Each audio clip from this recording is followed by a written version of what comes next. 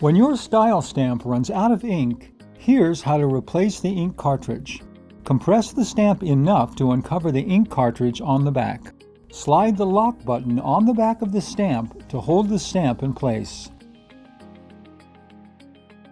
Pull the ink cartridge out by holding the grip zones on the sides.